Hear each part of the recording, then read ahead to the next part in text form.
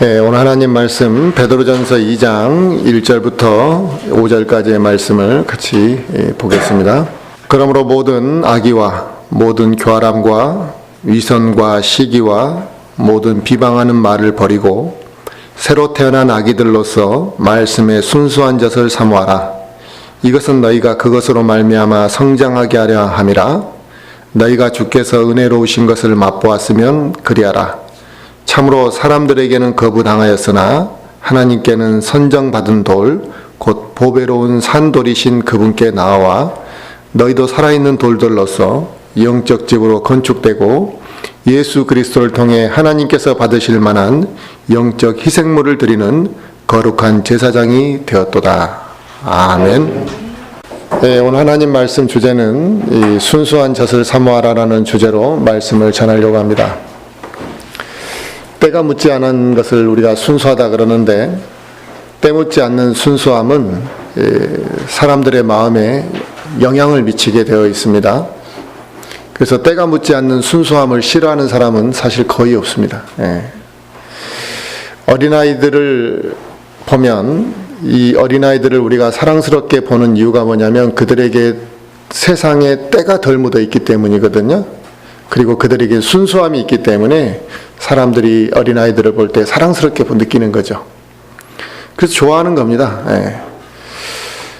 어린아이의 웃음을 우리가 해맑다라고 이렇게 표현을 하는 것도 때묻지 않았기 때문에 그런 거죠. 물질적인 이 가치를 판단하는 것은 요즘에는 돈입니다만 실제적으로 금과 은이 물질적인 가치를 평가하는 기준이거든요. 그런데 금과 은의 순도가 99.9%일 때 이제 불순물이 거의 없다 이렇게 표현을 하는데, 그걸 우리가 순금이라고 이야기하고 이제 순은이라고 말합니다. 그러니까 결과적으로 불순물이 없고 순도가 높을수록 그 가치가 인정을 받는다라는 것이죠. 이처럼 어떠한 본질에 다른 것들이 가미되지 않는 것, 우리가 그것을 보고 뭐라고 이야기하냐? 순수하다, 또 깨끗하다, 이런 표현을 우리가 이제 쓰는 것입니다. 요즘에 우리가 이제 먹거리가 엄청 이제 풍성해졌습니다. 그리고 먹는 문화가 이제 발달해 있잖아요. 그래서 다양한 음식들이 나오는데, 이 먹는 음식의 사람들이 천연 그대로의 이제는 순수성을 찾아가는 이제 그런 시대가 됐습니다. 왜냐하면 이제 너무 많은 순수성을 잃어버린 음식들이 너무 많이 나타나니까 이제 순수한 음식들을 찾으려고 한다는 거죠. 그래서 유기농 음식을 찾기도 하고 또 조미료가 가미되지 않는 음식을 사람들이 이제 선호하기 시작했습니다. 요즘 우리가 먹고 있는 많은 음식들 중에 뭐 화학 조미료가 안 들어간 음식은 거의 없습니다. 그래서 사람들의 입맛이 이 화학 조미료에 길들여져 있고, 이게 맛을 우리가 그 화학 조미료를 통해 느끼지만 이게 건강에 좋지 못하다는 게 문제가 되는 것이죠. 그래서 사람들은 천연 조미료를 이제는 선호하고 있고, 또 그걸 사용하는 음식을 이제 찾아 사람들이 먹고 있습니다. 또 그뿐만 아니라 우리가 살고 있는 이 도시들이 지금 실질적으로 천연적인 모든 건물들은 아니잖아요. 겉으로 보기에는 화려하고 우리가 살기에는 매우 좋은 건물들을 지었다고 하지만 실제적으로 이건 인위적이고 원래 있던 자연을 파괴해서 무엇인가 우리가 새롭게 지은 건물들입니다. 그래서 이 도시 생활의 많은 것들은 자연을 파괴하고 인위적으로 지어진 건물들인 것이죠. 그래서 도시 생활에 지쳐져 있는 사람들은 다시 자연으로 돌아가려고 한다는 것입니다. 그래서 자연의 그 예전의 그 순수한 모습을 통해서 사람들은 아름다움을 느끼고 있고, 또 그 옛날의 자연을 통해서 건강을 되찾고 있다는 것이죠. 그래서 이게 유행이 번져서 또 이제는 그게 웰빙이라는 것으로 우리가 이제 사람들이 선호하고 있고 또 그것을 찾고 있습니다. 이처럼 원래의 것들에 다른 성질의 것들이 첨가되어지게 되면 새로운 것들이 나타난다는 것입니다. 더 좋은 것들을 사람들은 만들었다고 생각합니다. 그러니까 A라는 것에 B라는 것을 가미하면 더 좋아질 거라는 생각을 하는 것이죠. 그런데 그것이 당장 우리에게 편리함을 주는 부분들이 있지만, 또 사람들이 그 편리함 때문에 좋아하지만 실제적으로 그것이 그 새로운 거 A와 B가 새로 더해져서 그게 순수성을 상실함으로 인해 전혀 다른 성질의 것들이 만들어져서 결국에는 해악을 끼치는 경우들이 많이 나타난다는 것입니다. 결국에 우리가 원했던 이런 웰빙 음식도 마찬가지로 처음에는 사람들이 맛을 선호했지만 더 자극적인 맛, 더 무엇인가 풍부한 맛을 찾았지만 역시 그게 우리의 몸의 건강에 해를 끼치는 것들로 나타났다는 것이죠. 이런 혼합은 기존에 가지고 있는 것, 재료나 재질의 이 순수성을 사라지게 만들기 때문에 나중에 그 순수성이 없기 때문에 부작용을 일으키게 되는 것입니다. 그러니까 하나님께서 원래 그대로의 그 모습대로 우리가 사용했을 때는 부작용이 없는데 그게 다른 것이 가미되면서 순수성을 잃어버리게 되면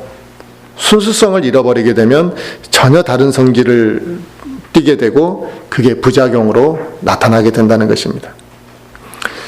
지금 우리의 과학이 굉장히 높은 수준으로 발달했잖아요. 그래서 원하기만 하면 얼마든지 이제는 그 유전자 조작을 통해서 생산량도 조절할 수가 있는 상황이 됐습니다. 그래서 농산물, 요즘에는 흉년이라는 개념 자체가 사실은 거의 없어져 버렸죠. 왜냐하면 수확량을 예전에 비해서 수십 배를 늘렸기 때문에 그렇습니다. 경작지는 훨씬 많이 줄었는데 수확량은 수십 배가 늘었기 때문에 먹고 사는데 전혀 부족함이 없습니다. 그 결과는 무엇이냐? 화학약품과 화학비료를 많이 사용했기 때문에 나타나는 결과인 거죠. 그래서 화학약품과 화학비료를 사용했기 때문에 그 화학비료를 사용해서 열매를 맺은 과일들은 탐스럽고 수확량이 엄청 많다는 것입니다. 근데 문제는 뭐냐? 땅이 계속 황폐해져 간다는 것이죠. 그러니까 땅이 더욱더 황폐해져 가니까 이제는 더 많은 화학약품과 더 강한 비료를 써야지만 이제 그 더 강한 또 열매를, 더 좋은 열매를 맺게 되는 이러한 실정입니다. 농약을 사용해서 재배하지 않은 과일이 너무나 깨끗하고 벌레도 먹지 않고 색깔도 예쁘고 탐스러운 열매기를 먹기 때문에 사람들은 맛있게 먹고 좋아하지만 그 과일에 묻어있는 농약은 우리가 몸으로 다 축적시켜야 되고 그것은 언젠가 우리에게 다 부작용으로 나타나게 되는 것입니다. 그래서 의식이 깨인 사람들은 굳이 탐스럽고 깨끗한 과일을 찾는 게 아니라 오히려 벌레 먹은 유기농 과일을 먹는 사람들이 있다는 것입니다. 그게 왜 그렇습니까? 결국 자연 그대로 순수성을 찾는 것이 곧 우리에게 유익하다는 것을 아는 것이죠. 이것은 대반 먹는 것, 우리가 살아가는 것, 우리의 모든 것에서만 있는 것뿐만 아니라 우리의 의식주에서만 있는 것이 아니라 우리의 신앙 안에서도 우리의 지역교회 안에서도 하나님의 말씀 안에서도 이 부분들이 그대로 동일하게 나타나고 있다는 것입니다. 우리가 하나님을 섬긴다고 하면서 성경책을 기준으로 우리가 하나님의 법처럼 보잖아요. 성경은 곧 헌법과 같은 겁니다. 그래서 성경이 틀리면 안 되는 거잖아요. 그런데 우리가 하나님을 섬긴다고 하면서 하나님께서 말씀하신 이외의 것들을 우리는 추구해 버린다는 것입니다. 그래서 세상의 것들이 이제는 교회 안에 들어왔습니다. 그래서 세상의 인위적인 것들이 가미되어서 이제는 교회의 본질이 바뀌어 버렸다는 것이에요. 그러니까 교회가 교회다운 모습만 유지하면 되는데 시대가 바뀌었기 때문에 거기에 걸맞는 교회의 모습을 만들려고 계속 새로운 것을 가미시켰다는 것입니다. 신세대들이 교회에 익숙하지 않으니까 그들에게 무엇인가 익숙한 분위기를 만들어 주려고 하고, 어린아이들이 교회를 잘 안 오니까 그들이 쉽게 볼 수 있는 성경을 만들어 주려고 하고, 그런 인위적인 것들을 가미하게 되면서 나중에는 본질이 바뀌어버리는 결과가 나타났다는 것이죠. 결국 그 말은 순수성이 상실되어 버렸다는 것입니다. 대표적으로 이 하나님의 말씀이 변개된 것도 결국에는 사람이 인위적으로 무엇인가 자기의 뜻을 여기에 가미시키면서 나타난 것이거든요. 이해가 안 되면 이해가 안 되는 대로 내버려 두면 되는데 거기에 자기의 생각을 가미하면서 무엇인가 성경이 변개가 된 거죠. 그 다음에 또 다른 세대의 성경학자가 보니까 그 번역이 이렇게 되는 게 더 좋겠다 하면서 또 자기가 또 다른 첨가를 하기 시작한 거죠. 이런 결과로 인해 결국에 많은 영적인 문제들을 파생시켰고, 이 성경 변개가 결국에는 교회의 순수성을 잃어버리도록 만든 결정적인 영향을 한 것입니다. 거룩한 하나님의 말씀을 지키고 보존해야 될 사람들이 누굽니까? 결국 구원받은 그리스도인들과 하나님의 말씀을 증거하는 목회자들이 이 순수성을 유지해야 되는데 그들이 이미 자기들 스스로가 순수성을 상실해버렸기 때문에 하나님의 말씀이 변개되어져도, 하나님의 말씀이 삭제가 되어도, 하나님의 말씀이 잘못 번역을 시켜놓아도 무감각하고, 그게 얼마나 큰 문제인지에 대한 인식 자체가 이제는 없다는 것입니다. 순수성에 조그만 오염물만 들어와도 막 싫잖아요. 대반의 그 오염물이 눈에 띄잖아요. 그런데 이제 이미 교회 안에 모든 성도들과 교회가 순수성을 상실했기 때문에 성경의 수많은 구절들이 삭제되고 변개됐음에도 불구하고 그 문제를 인식하지 못하는 상황까지 와버렸다는 것입니다. 순수성을 잃어버린 그리스도인들, 이 순수성을 잃어버린 지역교회의 모습은 이제는 정상적인 열매를 맺을 수가 없는 것입니다. 왜냐? 변질되어 버렸기 때문에. 그래서 그들이 순수성이 상실된 상태에서 순수성이 상실된 비성경적인 행위들을 잘못하고 있다는 것입니다. 그래서 무엇이 잘못된 게 들어와도 반응하지 못합니다. 그리고 자기들만의 신앙생활을 그냥 지속해가고 있을 뿐이라는 것이죠. 지금 우리가 살고 있는 이 시대가 마지막 시대라는 것을 우리는 잊어버리면 안 됩니다. 주님이 언제 오실지는 모른다는 것이죠. 그런데 마지막 때가 되면서 교회의 순수성은 계속해서 더 훼손되어 가고 있습니다. 그래서 교회가 세속화가 되어가는 것이거든요. 영적인 순수성이 우리 교회 안에서 사라짐으로 인해 이제는 각 지역교회마다 교회 안에 구원받은 사람보다 구원받지 않은 사람이 더 많아져 버렸다는 것입니다. 이것도 대표적으로 순수성을 잃어버렸다는 하나의 증거죠. 교회 안에는 구원받은 사람만 있어야만 하는 것이 정상이죠. 그러나 우리가 전도의 목적을 위해서 데려올 수도 있고, 또 무엇인가 내 자식 중에서 아직은 구원받지 않은 사람이 있을 수 있는 거잖아요. 그래서 전체적으로 구원받은 사람이 교회 회원이 돼야 되지만 구원받지 않는 사람이 일부 소수만이 있을 수 있는 것입니다.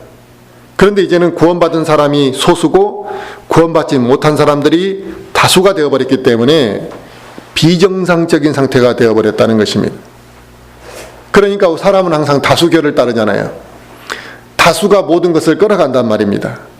그러니까 이제는 교회가 어떻게 되어버렸느냐, 구원의 중요성보다는 인간관계를 더 중요하게 생각해버린다는 것입니다.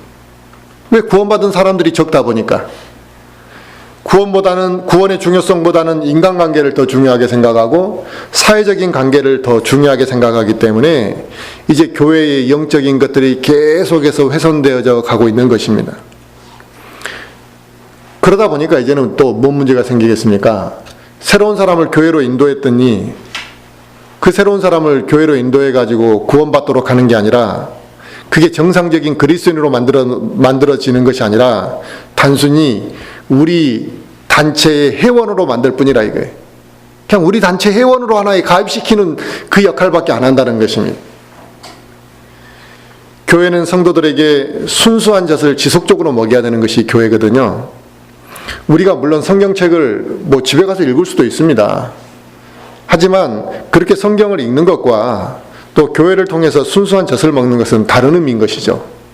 그래서 교회는 순수한 젖을 지속적으로 성도들에게 먹여야 되고 그들이 영적으로 성장할 수 있도록 해야 하는데, 지금 현실은 하나님의 말씀보다 세속적인 것들을 더 가미시켜가지고 심지어 인스턴트 음식 같은, 또 이 화학 조미료 같은 자극적인 것들을 성도들에게 보여주려고 한다 이거예요.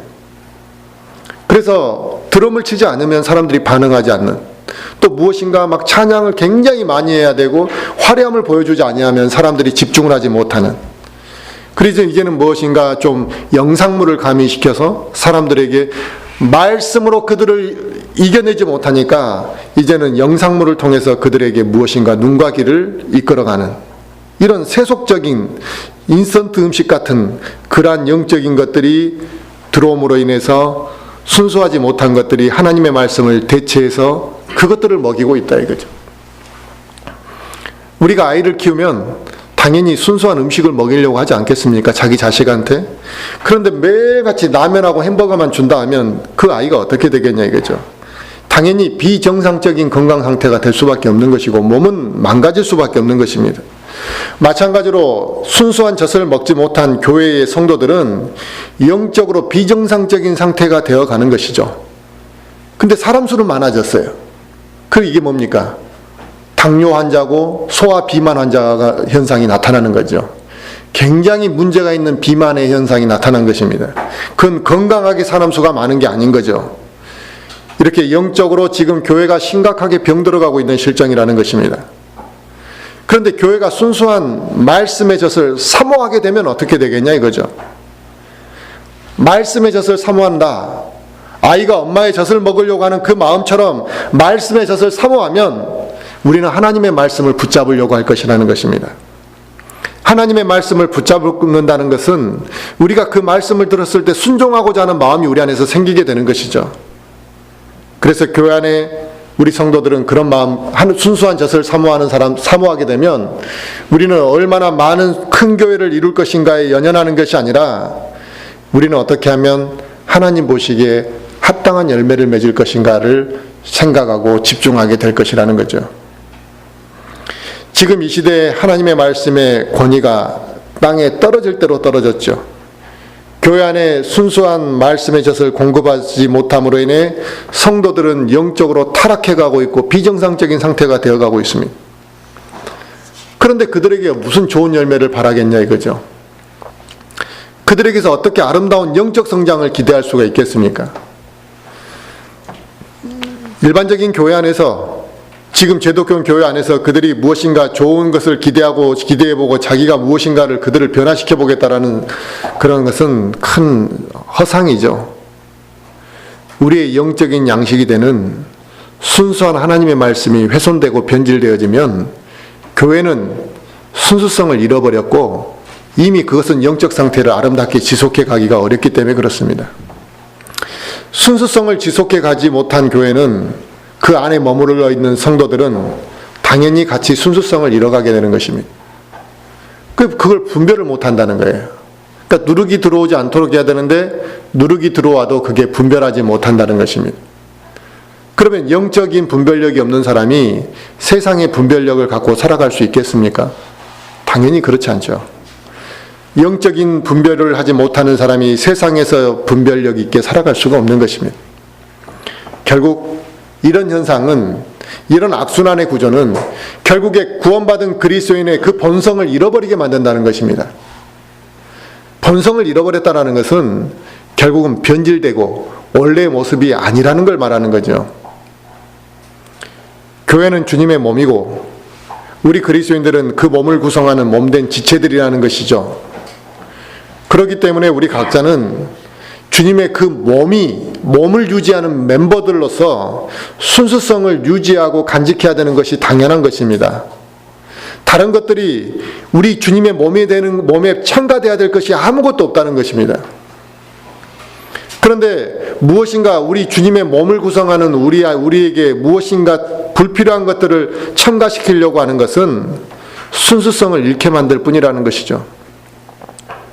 그러므로 오늘 본문 말씀은 우리 그리스도인들에게 말씀하시는 게 무엇이냐면 어떤 것들을 먼저 너희가 버려야지만 또 하나님의 말씀을 사모하고 순수한 말씀의 젖을 먹으며 순수성을 유지할 수 있는지를 그걸 말씀하시는 것입니다. 그런데 첫 번째로 그러니까 무엇인가 이것을 우리 안에 있는 이것을 버리지 아니하면 그 순수한 젖을 사모하기가 어렵다라는 것을 지금 말씀하시는 것이거든요. 그 첫 번째가 뭐냐면 악의를 버리라 그랬습니다. 우리 마음속에 이 미움의 씨앗이 하나 뚝 떨어지면요, 이 미움이라는 그 씨앗이 마음속 깊은 곳에 뿌리를 내린단 말입니다. 그런데 이 미움으로 인해서 미움의 씨앗이 내 마음속 깊은 곳에 떨어지면 상대방에게 이제 상처를 주죠. 그리고 내 자신도 힘들어한다는 것입니다. 그래서 주 안에서 우리가 형제 자매들을 어떻게 해줘야 되냐면 분명히 세워주라고 이야기를 하잖아요. 우리가 형제 자매를 서로 이렇게 세워줘야 되는데 형제 자매를 세워주고 그러기 위해서는 내가 그 겸손한 마음으로 낮아짐이 있을 때 형제를 세워줄 수가 있는 것이거든요. 내가 너 좀 가르쳐 줄게, 내가 너 좀 어떻게 좀 키워줄게, 이런 마음으로 세워주는 게 아니라는 것입니다. 근데 우리가 이걸 너무나 우리 잘 알고 있는 내용이라는 거죠. 우리가 성경을 많이 들었다면. 그런데 이 미움이라는 이 감정이 우리 안에 뿌리를 내리고 딱 자리를 잡게 되면 우리는 순식간에 그 감정에 사로잡히게 된다는 것입니다. 근데 이 미움이라는 감정에 사로잡히는 순간에 마귀는 그 사람을 반드시 이용한다는 것이죠. 그래서 이 악이라는 것이 뭐냐? 상대방에게 원한을 품는 거잖아요. 그리고 상대방에게 원한을 품고 있기 때문에 상대의 모든 것을 다 부정적으로 보는 눈과 마음을 말합니다. 그래서 저 사람이 좋은 의도로 무엇인가를 했는데, 아이고 빵을 하나 만들어 왔는데 집에서 누가 안 먹으니까 갖고 왔는가 보다, 이렇게 보는 거죠.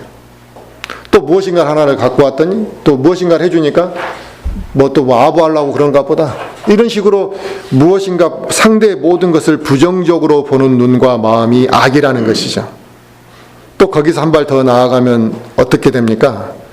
저 사람이 잘못되기를 바라는 거죠. 이게 이제 악이라는 것입니다. 근데 이런 마음을 우리가 계속 품고 한 지역교회의 소속 멤버가 되어 있다고 한다면 교회가 어떻게 되겠냐 이거예요. 어떤 한 사람, 우리 멤버 중에 한 사람만 이런 악의를 품어도 교회가 이게 참 힘들어지는데, 나도 악의를 품고 있고 저 사람도 악의를 품고 있으면 교회가 어떻게 되겠냐 이거죠. 교회는 깨질 수밖에 없는 거죠. 일반적으로 교회가 깨질 때 나타나는 현상은 뭐냐면 성도들 안에 그 악의를 품고 있기 때문에 깨지는 것이다 이거죠. 반드시 그 악의 때문에, 악의가 가득하면 교회는 파괴되게 되어 있습니다. 서로를 존중할 마음이 없거든요. 그리고 상대에게 양보할 마음도 없다는 것입니다. 그리고 이 악의를 품고 있으면 자기를 돌아볼 마음이 없어요. 그래서 오늘 본문 말씀이 구원받았으면 제일 먼저 너희가 악의를 버려버리라. 그리고 순수한 하나님의 말씀을 사모하라. 근데 이 악의를 품고 어떻게 하나님의 말씀을 사모할 수 있겠냐 이 말인 거죠. 에베소서 4장을 한번 보시겠어요? 에베소서 4장 31절 한번 보겠습니다.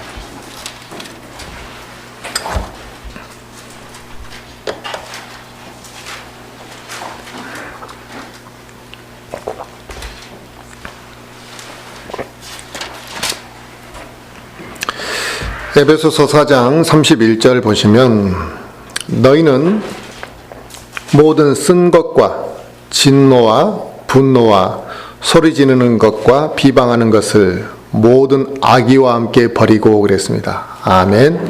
그러니까 악의와 함께 버려야 될 게 뭐냐면 그 다 포함된 거예요. 쓴 거, 그 다음에 진노, 분노, 소리 지르는 것, 비방하는 것, 이걸 모든 악의와 함께 그냥 싹 버려버려라. 뒤로 넘겨서 골로새서 3장 8절.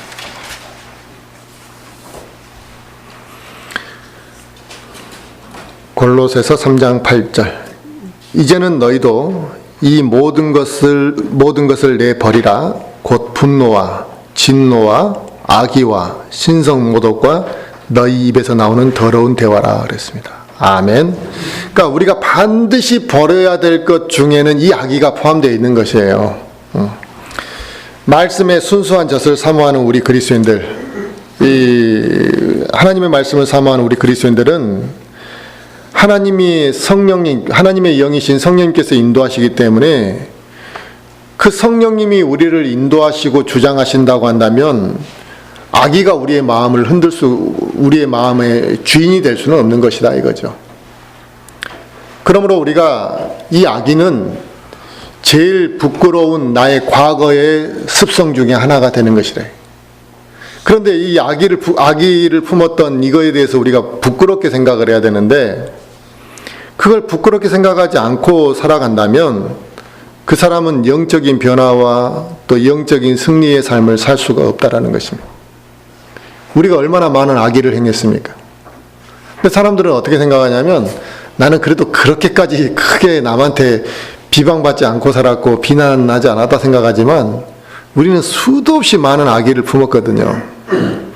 그런데 그 악의는 내가 제일 부끄러운 과거 행위 중에 하나라는 인식을 해야 되고, 그 악의를 부끄러워하지 못한다면 영적인 변화가 없다. 심지어 하나님의 말씀이 좋아서 하나님 말씀을 사모한다고 교회 와가지고 목회자한테 악의를 품은 사람도 분명히 있잖아요. 그런 사람들이 어떤 영적인 변화와 성장이 있을 수 있겠냐 이거예요. 그 다음에 두 번째로 버려야 될 것을 교활함을 버리라고 오늘 베드로가 이야기했는데요. 이 교활함이라는 것은 그런 의미인 거잖아요. 자기 유익을 위해서 다른 사람을 속이는 말과 행위. 그러니까 내 유익만을 위하면 누구든지 속일 수 있는 말과 행위를 하는 걸 교활함이란다.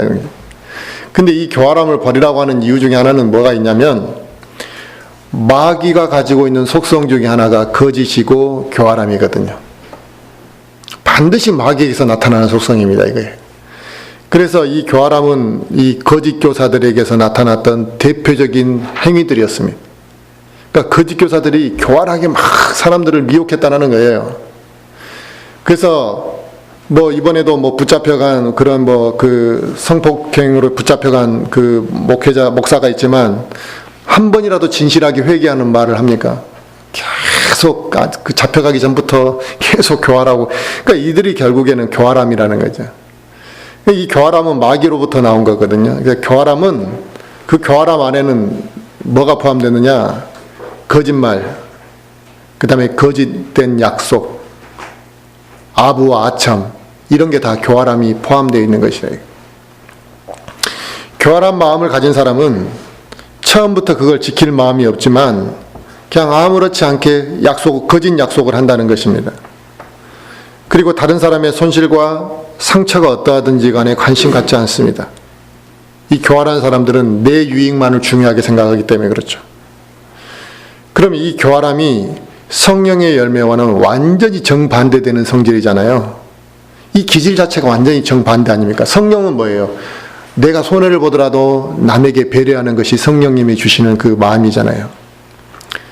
그러므로 하나님의 순수한 말씀의 젖을 사모하는 그리스도인들에게 이 교활함은 더 이상 함께할 수 없는 성질이다라는 것을 말씀하시는 겁니다. 그러니까 우리가 말씀을 보고 좀 성장하고 싶은데 잘 안 된다. 근데 그걸 뭐라고 생각하냐면 내가 성경을 잘 안 읽어진다라고 생각하는데 이 악의와 교활함만 버려도 성경 말씀이 훨씬 가까이 오는 거죠. 이 세상에 곳곳에 교활한 것들이 숨어져 있습니다. 왜냐하면 상품을 파는 마케팅도 교활함이 포함되어 있잖아요. 그래서 1,000원짜리를 10,000원짜리를 팔던 것을 할인한다 그래가지고 판매가를 12,000원으로 수정해주고 많이 할인한 것처럼 이렇게 하잖아요. 그게 다 교활함 아닙니까? 교활함. 자기의 이익을 위해서 속이는 행위들, 이런 상품을 파는 마케팅들, 그 다음과 사람과 사람의 관계에서 속이는 사람들이 워낙 많으니까 우리가 눈을 부릅뜨고 속지 않으려고 해야 되는 거잖아요. 이런 술수들을 통해서 사람들은 더 많은 이득을 얻고 자기가 더 큰 만족을 얻기 위해서 하지만 우리 그리스도인들은 그런 교활함 속에서 살지 말고 그걸 버리고 말씀, 순수한 젖을 사모하는 그 삶을 살라고 이야기하는 것입니다. 그 다음에 세 번째 우리가 버려야 될 것에 대해서 위선을 이야기했습니다.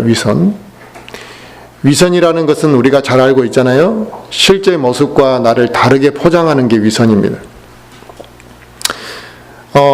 그래서 저는 이제 개인적으로 이 성형수술하고 막 이런 거 별로 타당하게 생각하지는 않습니다. 물론 이제 사고사를 당했거나 피부가 이렇게 큰 문제가 생겼거나 너무 이제 그 남에게 혐오감을 준다거나 이런 어떤 그 사람에게 필요할 수밖에 없는 이제 그런 상황이면 모르지만 과도한 미용의 수술이나 이런 것들은 그 위선적인 마음에서 출발했다라고 저는 그렇게 보여져요. 자기의 실제 모습을 포장해 가지고 자기가 이 선한 사람인 것처럼 또 굉장히 자기가 지성을 갖춘 사람인 것처럼 이런 포장하는 것들이 다 위선에서부터 나오는 것이거든요. 교회를 다니고 있는 사람들을 보면 하나님을 믿는다고 다 말하잖아요. 교회 다니는 사람들이. 또 교회 다니는 사람들 중에 거의 대부분은 하나님 사랑한다고 말합니다. 그리고 하나님을 사랑하는 척 하잖아요. 그런데 실제적으로는 하나님을 사랑하지 않아요. 왜? 하나님이 원하시는 방식대로 안 살고 있거든요. 하나님을 사랑한다면 하나님이 원하시는 방식대로 살아야 되는데 대부분이 위선적으로 살아간다는 것입니다. 하나님의 말씀을 믿는다고 또 성경을 우리가 최종 권위라고 믿는다고 말하지만 실제로 하나님의 말씀을 의심하는 사람들도 많고 또 하나님의 말씀을 여기에 더하고 빼고 하는 모든 자들이 다 위선자들인 것이거든요. 그래서 그런 사람들은 자기가 남들을 배려하는 것 같고 자기가 행동으로 무엇인가 자기가 괜찮은 사람인 것처럼 친절한 척하지만 결국 그들 안에는 이기적인 것과 교만한 마음들이 그들 안에는 그대로 그대로 마음에 있다라는 것입니다. 우리는 이런 위선에 대해서 아무렇지 않게 생각하고 넘어갈 수 있습니다. 왜? 당장의 눈에 보이는 피해를 주지 않기 때문에. 그러나 성경에서는 이 위선을 굉장히 혹독하게 지적한 부분들이 있습니다. 그 대표적으로 위선에 대해서 많이 지적했던 분이 누구냐면 예수님이셨거든요. 예수님은 그 위선자들로서 지적한 인물들이 누구냐? 서기관들과 바리새인들이었습니다. 그들을 가리켜 서기관들과 바리새인들의 누룩을 주의하라고 이야기했습니다. 그러니까 그런 위선자들의 행위를 따르지도 말고 본받지도 말라는 것이죠. 그리고 그 위선자들에게 예수님은 그렇게 이야기했습니다.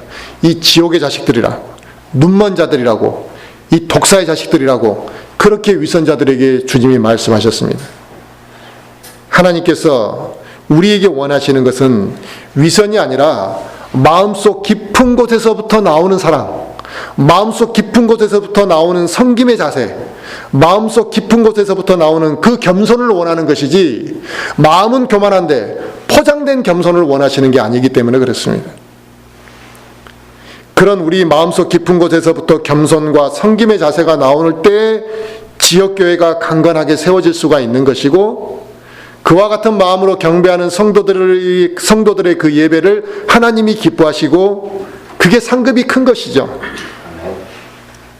하나님께서 그러한 교회를 사용하시는 것이고 하나님께서 그런 위선적이지 않는 지체들을 일꾼으로 사용하실 것입니다.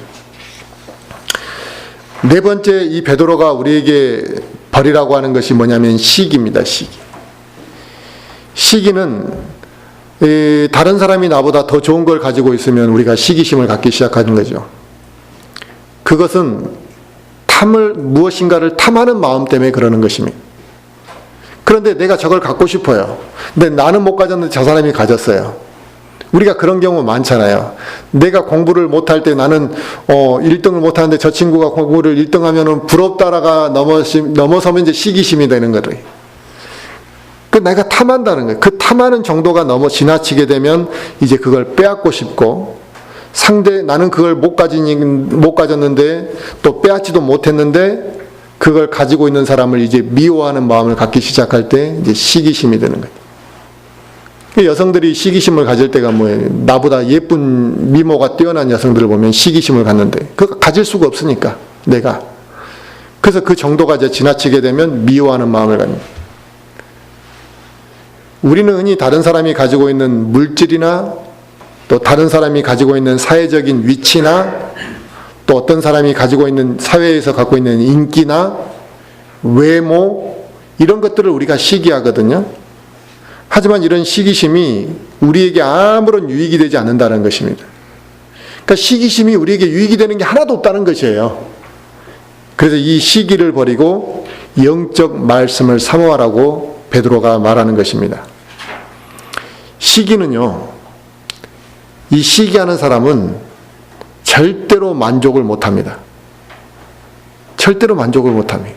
왜? 또 다른 걸 시기하기 시작한단 말이에요. 그래서 이 시기하는 사람은 만족이 없고 그 만족이 없기 때문에 그는 절대로 평안을 누리지 못하는 것입니다. 그러니까 시기심이 유독 많은 사람들이 있잖아요. 이런 사람들 보면 그의 마음이 평안을 누리지 못합니다. 그래서 잠언 14장 30절에는 건전한 마음은 육체의 생명이나 시기는 뼈를 썩게 한다 그랬습니다. 시기는 뼈를 썩게 한다고 잠언에 말씀하시고 있습니다. 그런데 고린도전서 13장에서는 뭐라고 이야기했냐? 사랑은 오래 참고 친절하며 사랑은 시기하지 아니하며 그랬습니다. 그러니까 이 시기는 성령과 정반대되는 열매라는 것이고, 사랑이, 주님이 주시는 그 사랑을 품은 사람은 시기하지 않는다라는 것입니다. 우리가 구원을 받고 하나님의 영이 우리 안에 거하시게 되면 더 이상 우리는 이런 육신의 성품을 지배받지 않고 이 육신의 성품과 싸워야 되는 것이잖아요. 그래서 이런 것들을 버리게 될 때 말씀의 순수한 젖을 통해서 우리가 영적으로 성장해 가고 아름답게 성장해 간다는 것입니다. 다섯 번째로 버려야 될 것은 뭐냐면 비방하는 말을 버리라 그랬습니다. 우리가 두세 사람만 모이면 남을 비방하기 잘하고 판단하기 잘하고 정죄하고 욕하는 경우들이 많잖아요. 이런 행위들이 선하지 못하다. 이게 하나님 앞에 죄를 짓는 것이다라는 것입니다. 흔히 우리가 경험하는 일들 중에서는 다른 사람들이 또 이렇게 뒤섞여서 막 쑥덕쑥덕하고 뒤에서 욕을 했는데 비난하고 소문 낸 것이 나중에서 돌고 돌아서 내 귀에 딱 들어왔을 때 받게 되는 상처가 매우 큽니다. 차라리 그냥 나에게 직접적으로 그냥 싫은 소리를 해주는 것도 상처가 되지만 그보다 더 큰 상처가 뒤에서 쑥덕쑥덕 하다가 돌고 돌아서 내 귀에 들어오면 상처를 더 크게 받죠. 이런 비방하는 말을 주의하지 않게 되면 마귀는 그 비방하는 사람을 자주 사용하게 되고, 그 비방하는 사람들로 인해서 교회는 절대로 정상적으로 세워지지 못한다는 것입니다. 우리가 남을 비방하는 행위 속에서는 나는 적어도 저 사람보다 좀 나은 사람이다, 내가 저 사람보다 좀 낫다라는 그런 교만한 마음이 품어 있기 때문에 비방하는 것입니다. 그러니까 비방하는 마음 속에는 교만함이 품어 있는 거예요. 자기가 겸손하다면 절대 남을 비방하지 않겠죠. 그러므로 우리는 다른 사람을 판단하고 비난하는 행위에 있어서 주의하고, 그것을 벗어날 때 우리가 성령의 열매를 맺는 좋은 상태를 가질 수가 있게 된다는 것을 말씀하시고 있습니다. 이처럼 우리는 악의, 그 다음에 교활함, 위선, 시기, 비방하는 말, 이것을 버려야 하고, 이것들을 버렸을 때 하나님의 말씀의 젖을 사모할 수가 있게 된다는 것입니다. 왜 나는 하나님 말씀이 있는 것이 그렇게 싫어질까? 단순히 내가 좀 세속적이니까 이렇게 넓게만 생각하고 이야기할 게 아니라, 내 안에 악의와 교활한 마음과 위선과 시기와 비방하는 말을 내가 버리지 않고 그것을 꽉 붙잡고 있기 때문에 하나님의 그 순수한 말씀의 젖을 내가 사모하지도 아니하고, 말씀을 들어도 내가 변화되지 않는 거 아닌가, 이런 생각을 우리는 해볼 필요가 있습니다. 이런 옛사람의 습성과 성품을 버리지 못하고 그것을 계속 붙잡고 살아가고 있기 때문에 하나님의 말씀을 사모하지 않는 거죠. 시기심으로 가득 차 있는데 성경 말씀이 읽고 싶겠습니까? 말씀의 젖을 먹고 자라지 못한 이런 성숙하지 못한 그리스도인들, 이런 사람들은 결국에 대부분 이 문제들이 그들 안에 가득 차 있기 때문에 그렇습니다. 사모한다라는 말은 그 대상을 갈망하고 열망하는 것을 말하는 거죠. 우리가 사랑하는 사람들을 사모하는 거다, 이렇게 표현하잖아요. 그래서 내가 사랑하는 사람을 만나게 되면, 오늘 만났어요. 그러지만 또 보고 싶다 이거예요. 또 계속 같이 있고 싶은 거죠. 이처럼 하나님의 말씀을 그처럼 사모하라 이 말이에요. 그런데 하나님의 말씀은 어렵다. 그저 하나님의 말씀은 책꽂이에 꽂아놨다가 일요일날 한번 가지고 나오는 책일 뿐이다. 이런 마음의 상태가 문제가 있는 것이다 이거죠. 우리가 하나님의 말씀을 사모해야 하는데, 이 말씀을 순수한 젖이라고 표현했기 때문에, 이 순수한 젖은 어린아이가 먹는 거잖아요. 그러니까 영적으로 연약한 사람에게 지금 권면하는 그런 의미가 아니라, 이 그리스도인이라고 한다면 누구나 하나님의 말씀에 그 순수한 젖을 먹고 자라야 한다는 것을 말씀하시는 겁니다. 그런데 많은 사람들이 이 순수한 말씀의 젖을 사모하지 않고 그냥 교회만 열심히 다녀버린다는 거예요. 그러니까 신앙 경력만 있으면 영적으로 성장해 가는 것이 아닌데, 사람들은 신앙의 연수가 이렇게 오래되면 자기가 영적으로 좀 그래도 성장한 줄 알고 착각한다는 것입니다. 신앙 연수만으로 영적으로 성장을 이룰 수는 없습니다. 우리가 하나님의 말씀을 사모할 때 그 하나님의 말씀을 사모하는 순간에 어떻게 되냐? 하나님의 은혜를 체험하게 되는 것입니다. 하나님의 은혜를 체험하게 되고 그 하나님의 말씀 속에서 그 꿀보다도 그 말씀이 달달하는 것을 경험하고 체험할 수 있게 되는 것이죠. 그리고 이제 주의 말씀이 내 발의 불이요 내 길의 빛이라는 것을 딱 깨닫게 될 때 말씀은 내 삶에서 뗄래야 뗄 수 없는 관계가 되어버리는 것이. 그러니까 이런 체험을 하기 위해서는 하나님의 말씀을 사모함을 통해서 체험으로 경험해야만 하는 것이 되겠죠.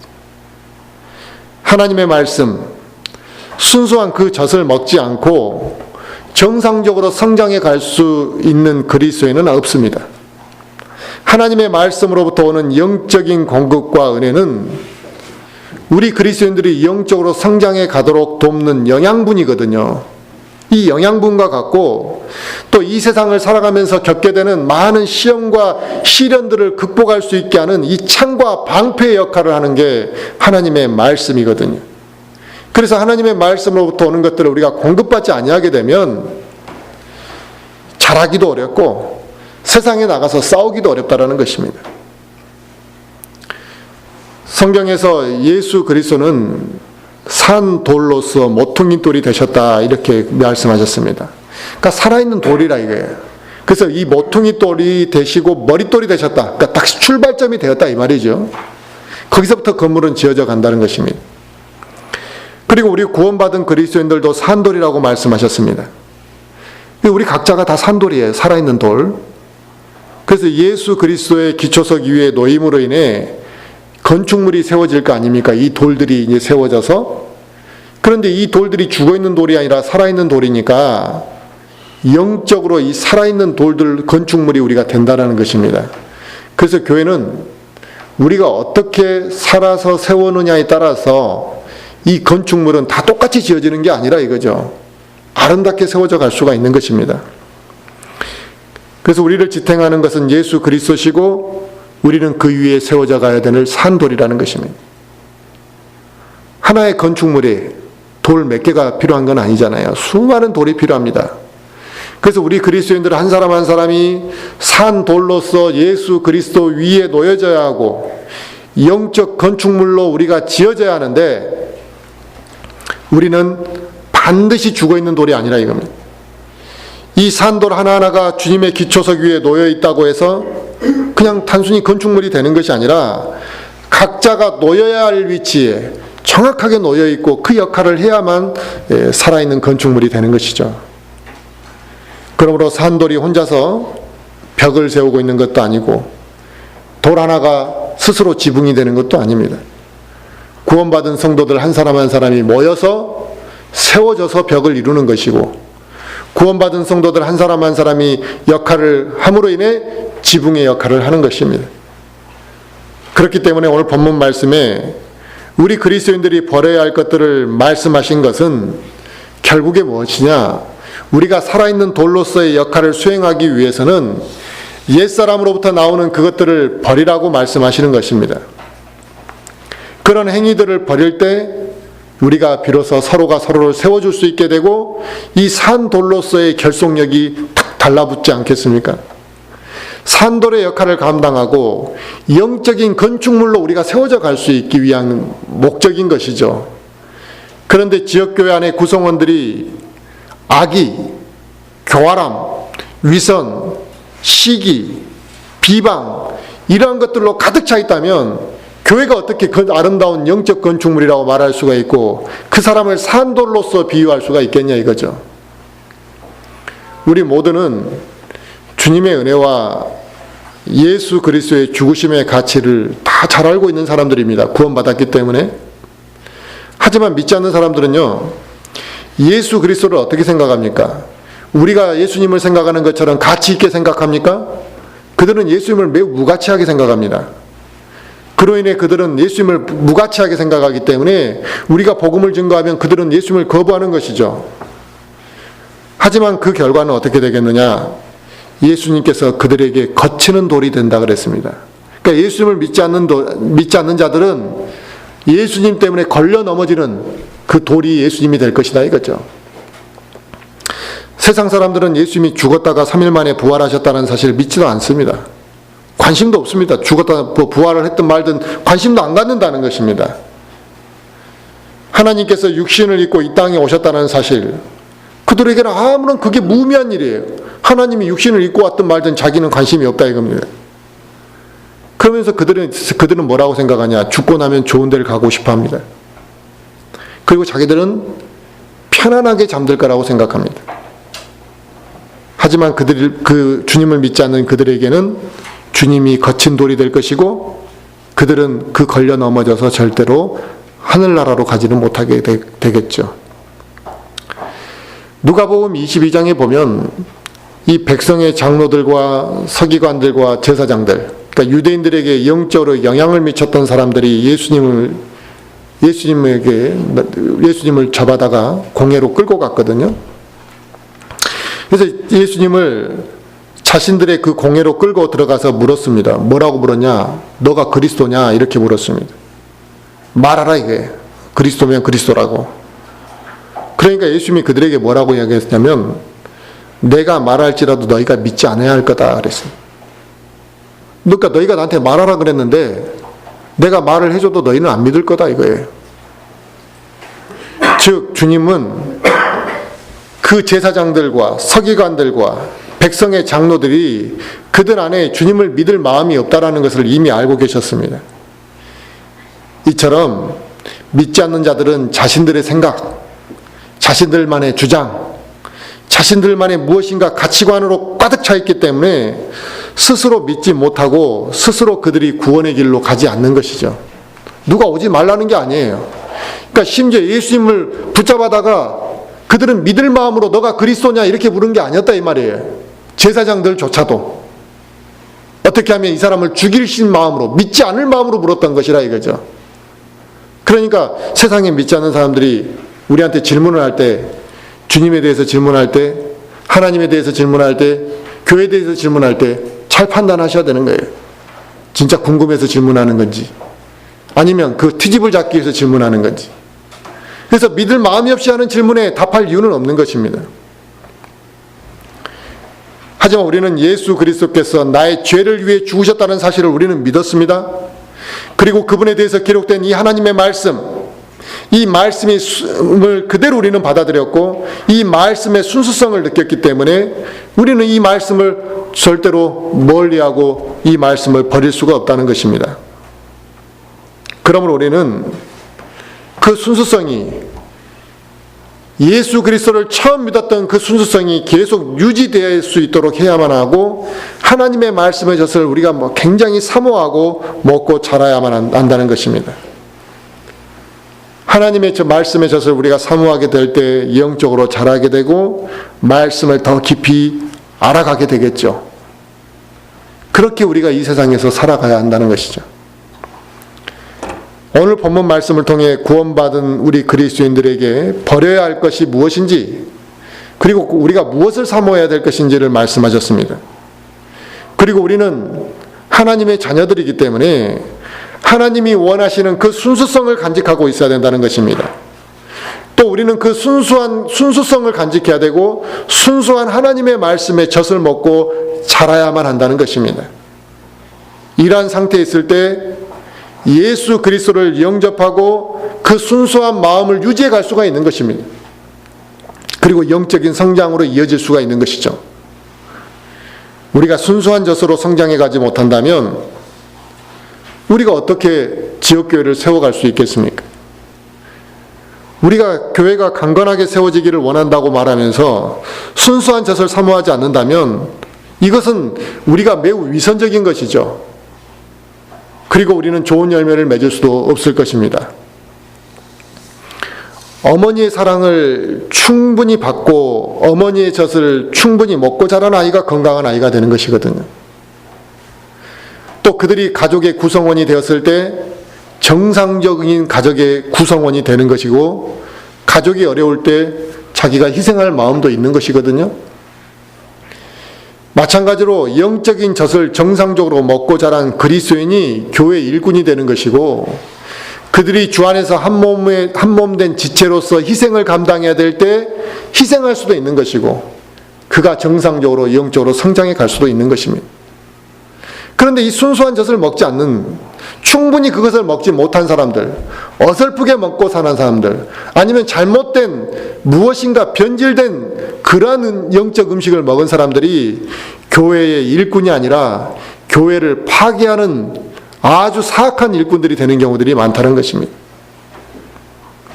배교회 시대에 지금 지역교회 안에 필요한 것은 그리스도인 한 사람 한 사람이 더욱더 순수한 마음으로 하나님의 말씀을 사모하고 하나님을 섬기는 것입니다.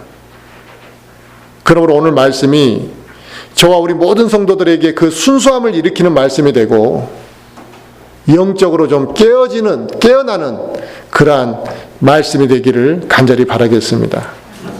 기도하시겠습니다.